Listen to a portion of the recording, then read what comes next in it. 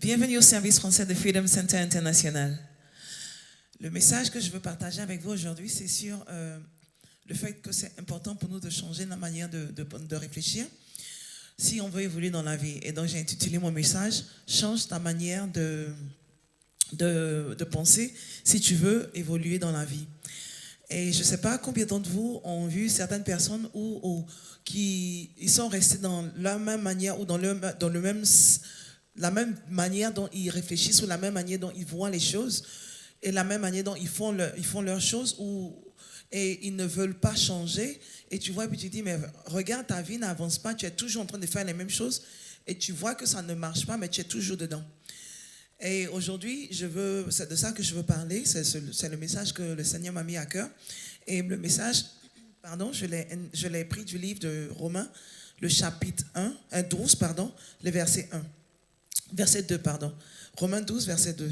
Il dit, ne vous conformez pas au monde actuel, mais soyez transformés par le renouvellement de l'intelligence, afin de discerner quelle est la volonté de Dieu, ce qui est bon et agréable et parfait. Et donc, c'est Paul qui parle aux Romains, qui nous dit que c'est important pour nous de renouveler notre manière de penser, de changer ta manière de penser, de renouveler à chaque fois. En général, quand tu vois dans la vie, les choses s'adaptent. Quand les choses changent, tu vois que les gens s'adaptent au nouveau mode de vie, à tous les changements qui viennent dans la vie. Parce que la vie évolue et donc ta manière de penser aussi doit évoluer. Quand tu étais bébé, tu réfléchissais comme un enfant. Quand tu grandis, ta manière de réfléchir doit changer. Et ta manière de voir les choses aussi doit évoluer si tu veux pouvoir évoluer dans la vie. Mais il y a certaines personnes qui sont restées dans leur manière de penser ou leur manière de concevoir les choses, ou je dirais leur manière de voir comment, voir leur vie ou leur manière de voir leur évolution ou de voir où est-ce que la trajectoire sur laquelle ils sont, et ils sont restés dedans. Il y en a qui sont sur une bonne trajectoire, ils évoluent, et il y en a qui décident de rester dans leurs mêmes habitudes, ils n'aiment pas le changement. Il y a des gens qui n'aiment pas le changement, mais souvent, tu as besoin de changer ta manière de penser. Et pourquoi c'est important? C'est de ça que je veux parler aujourd'hui. Et dans le livre de Matthieu, le chapitre 9, le verset 16 et 17, il dit « Personne ne coud un morceau de tissu neuf sur un vieux habit, car la pièce ajoutée arrache une partie de l'habit et la déchirure devient pire. On ne met pas non plus un nouveau vin dans une vieille outre, sinon les outres éclatent, le vin coule et les autres sont perdus. Mais on met du vin nouveau dans une outre neuve et le vin de l'outre se conserve. » Et donc, c'est pour dire que si tu veux, par exemple, souvent, si tu demandes à toutes sortes de personnes, ils vont te dire ce qu'ils espèrent voir où est-ce qu'ils voient leur avenir, où est-ce qu'ils se voient, où est-ce qu'ils projettent, la projection dans laquelle ils se voient dans, je sais pas moi, disons 5 ans par exemple, ou 6 ans, ou même dans 2 ans, ou on ne va pas aller trop loin, dans 2 ans. Ils vont te dire, j'aimerais finir, et toutes ces personnes-là ont ils ont de bonnes aspirations ou ils ont de bons désirs. Ils désirent pouvoir effectuer ou accomplir de bonnes choses. Ils vont te dire, par exemple, pendant 2 ans, j'espère que, par exemple, j'aurai mon propre business, ou j'aurai fini mes études, ou je serai marié, ou j'aurai mes enfants, ou j'aurai... En tout cas, ils ont de bonnes idées. Ils ont de bonnes idées. Ou alors, tu vas voir, il va dire, dans 2 ans, j'espère que je serai marié, je serai dans mon foyer avec mon mari et mes enfants. Pardon. Mais quand tu regardes, tu te dis, OK... Mais quand tu regardes le caractère de la personne, quand tu regardes la manière dont la personne vit, ou les décisions que la personne prend, ou la manière dont la personne vit, tu vois que la personne n'est peut-être pas prête à rentrer dans un couple, ou à aller vivre dans un couple et avoir des enfants, mais la personne te dit, voici ce que moi je désire avoir. Et si tu restes dans cette manière de vivre, ou dans cette manière de réfléchir, mais tu ne risques pas de pouvoir accomplir ce que tu désires. Je prends un exemple où, je dirais, dans le couple, je ne dis pas que la femme, c'est sa place qui est dans la cuisine. Je ne dis pas que la femme, c'est sa place, c'est sa place qui est faire les tâches ménagères. Mais je veux dire, par exemple, dans le couple, je prends l'exemple d'un couple. Disons, je vais parler dans le couple, il y a beaucoup de compromis.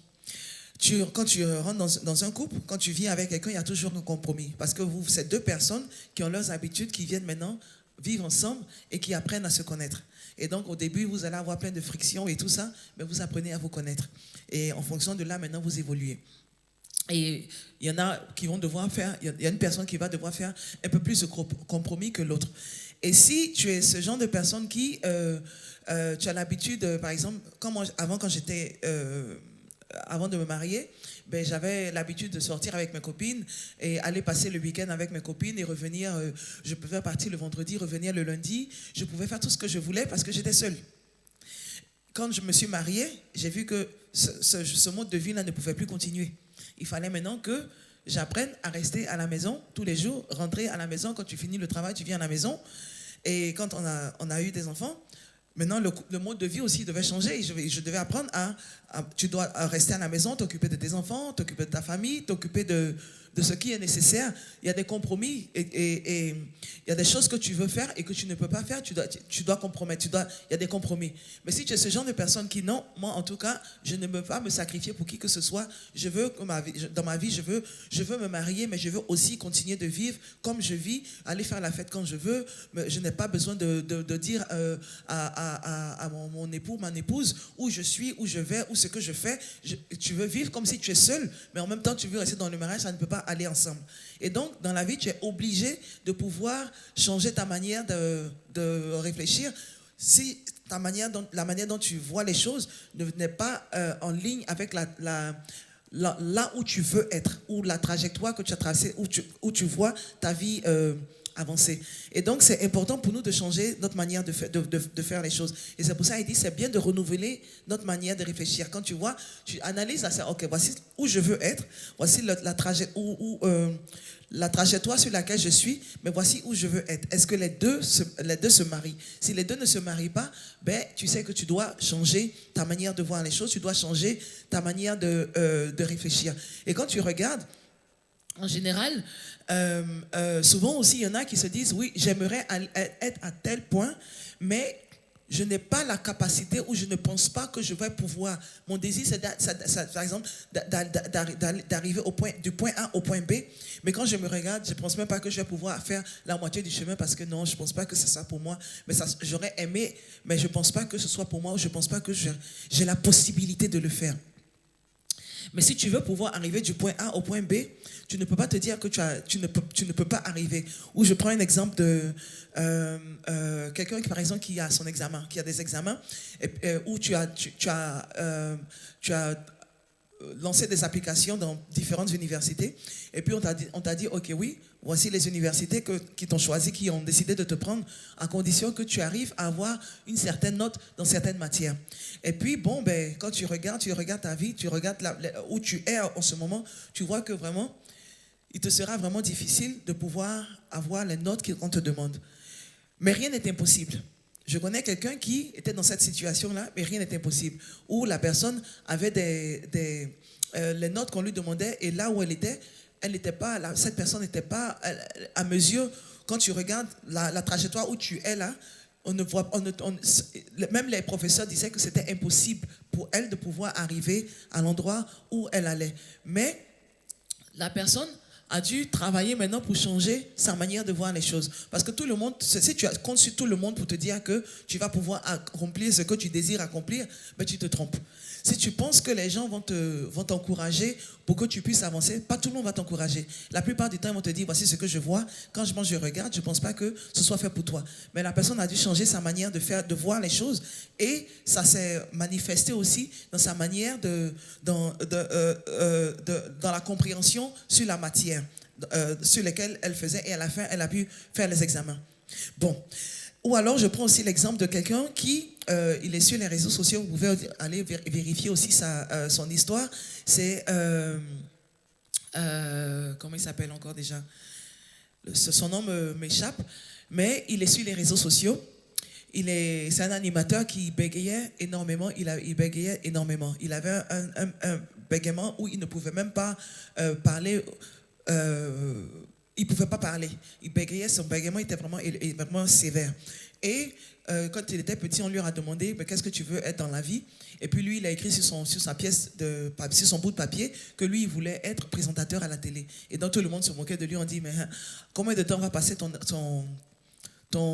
émission, parce que avant même de commencer de présenter, même pour de dire ton nom, Steve Harvey, son nom est. Avant même de dire ton nom, tu ne vas même pas pouvoir finir que l'émission sera terminée. Puis il se moquait de lui. Mais lui, il a dit que c'est ce qu'il voulait. Et sa maîtresse même l'a puni pour ça.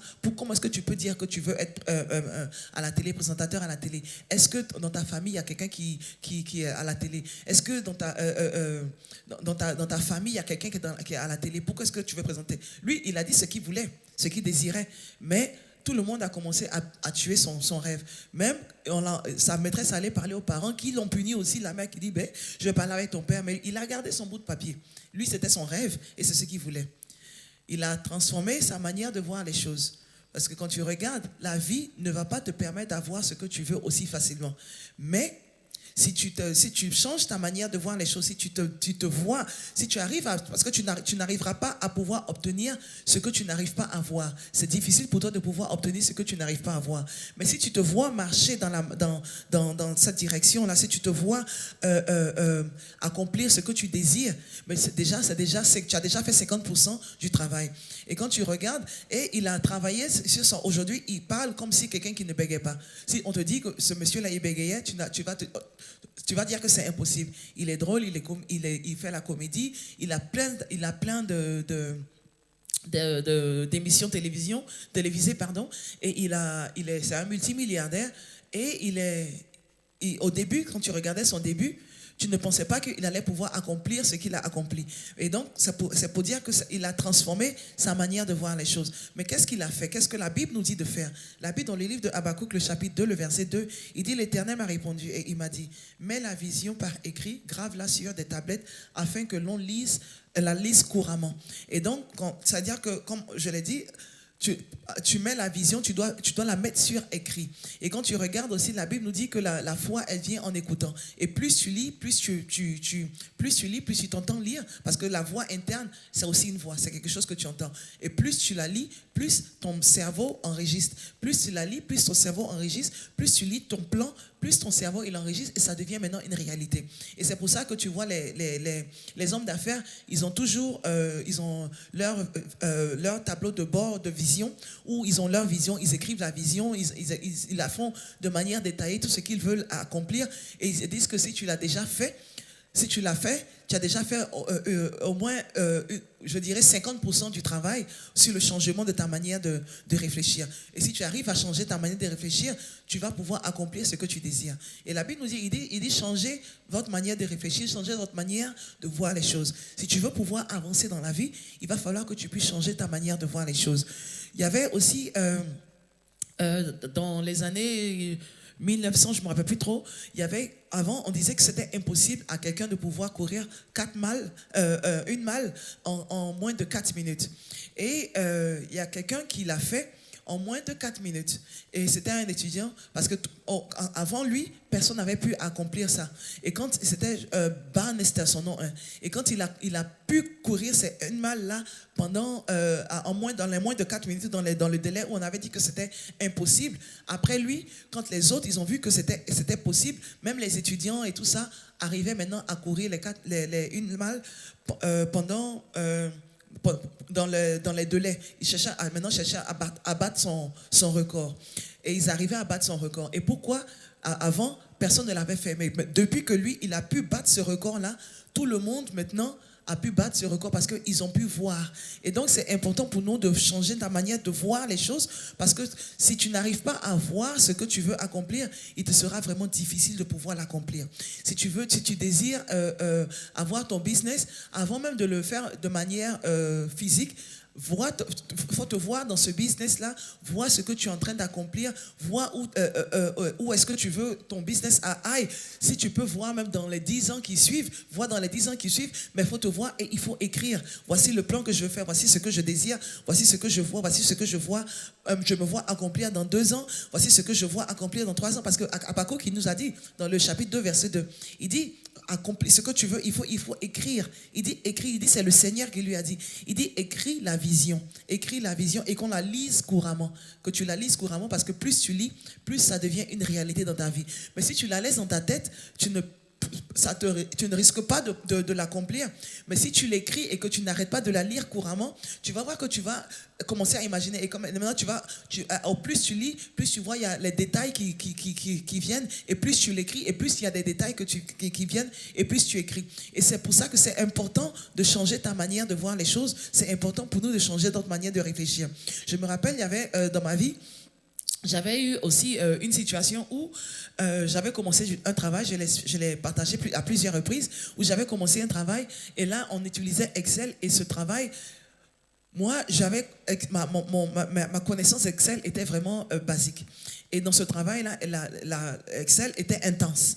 Et donc, c'était un gros problème pour moi. Comment est-ce que j'allais pouvoir, parce que je suis ici et voici l'utilisation d'Excel et il y a ce trou-là que je n'arrivais pas à pouvoir fermer. Et c'était un problème pour moi.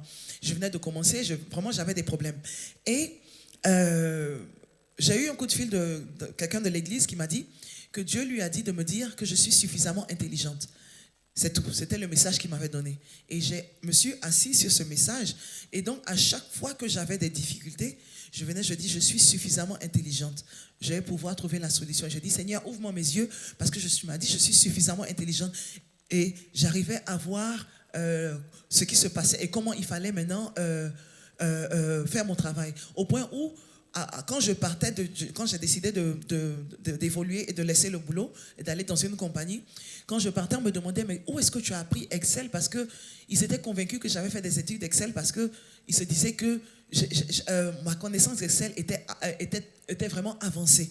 Et je l'avais appris sur le tas. Je n'ai pas appris à l'école où j'ai fait des cours sur Internet. Non, c'est que quand j'avais changé ma manière de voir les choses, je me suis dit, à chaque fois que j'avais des problèmes, au lieu de me dire, je n'arrive pas à faire, je me suis dit, non, tu es intelligente, tu peux le faire. Réfléchis et je voyais, c'est comme si Dieu ouvrait mes yeux sur, voici pourquoi le truc ne marche pas, voici une formule que tu peux faire, voici un moyen de pouvoir faire ça aussi plus rapidement. Et c'était comme ça que ça se passait. Pourquoi? Parce que j'avais changé ma manière de voir les choses. Je ne voyais plus le fait que je ne connaissais pas Excel ou que je n'allais pas pouvoir avancer, mais ce que je voyais maintenant, c'était je suis intelligente, je vais pouvoir trouver la solution, je suis intelligente, je vais pouvoir trouver la solution. Et même quand j'avais des soucis et que je ne trouvais pas, ou je voulais trouver un moyen plus rapide de faire et utiliser Excel pour pouvoir améliorer mes fichiers, ce que je faisais, j'allais même sur Internet rechercher et puis je venais appliquer ça aussi sur ce que je faisais. Et donc, c'est pour dire que pourquoi est-ce que c'est important pour nous de changer notre manière de voir les choses? Parce que si tu n'arrives pas à changer ta manière de voir les choses, il te sera difficile de pouvoir accomplir ce que tu désires. Il y a une chose de désirer quelque chose et de pouvoir l'accomplir. Et l'espace entre le désir et l'accomplissement de cette chose, c'est ta manière de penser. C'est changer ta manière de penser pour pouvoir bouger du point A au point B. Si tu arrives à transformer ta manière de penser, si tu arrives à changer ta manière de voir les choses, tu vas pouvoir accomplir. Et comment est-ce que tu changes ta manière de voir les choses? C'est de l'écrire. C'est de le répéter à chaque fois, de la lire, de continuer de la lire. Tu fais le plan, voici ce que je désire dans la vie, voici les changements que je veux faire. Même si tu dis, voici j'ai un caractère qui ne me plaît pas, voici les changements que je veux faire, tu le fais sur écrit. Et à chaque fois, tu le lis. Voici ce que je vais faire, voici ce que je vais éviter. Tu l'écris. Si c'est des études que tu veux faire, peu importe le plan que vous avez dans la vie, il y a tellement, si je donne le micro à tout un chacun d'entre nous, on aura 1 million de plans qu'on désire accomplir. Mais si tu le mets sur écrit, plus tu l'écris, plus tu lis, et plus tu vas voir que maintenant tu vas avoir un peu plus de détails. et tu ne fais que l'écrire, et tu vas voir un peu plus de détails, tu ne fais que l'écrire, et tu ne fais que la lire couramment, tu la lis constamment, tous les jours, de manière journalière, et tu vas voir que ta manière de réfléchir va changer. C'est comment tu te disais ce que je n'allais pas pouvoir accomplir, tu vas voir que du coup, tu as la possibilité d'accomplir ce que tu pensais que tu n'allais pas pouvoir accomplir. Et donc, c'est important pour nous de changer notre manière de voir les choses si on veut pouvoir évoluer dans la vie. Et c'était le message que j'avais à partager avec vous aujourd'hui. Que l'Éternel vous bénisse et que l'Éternel vous garde. Que l'Éternel fasse briller sa face sur vous et vous accorde sa grâce. Et que l'amour de Dieu et la communion du Saint-Esprit soient avec vous tous. Que vous et vos enfants pour des milliers de générations habiteront dans la maison de l'Éternel pour toujours et toujours. Amen.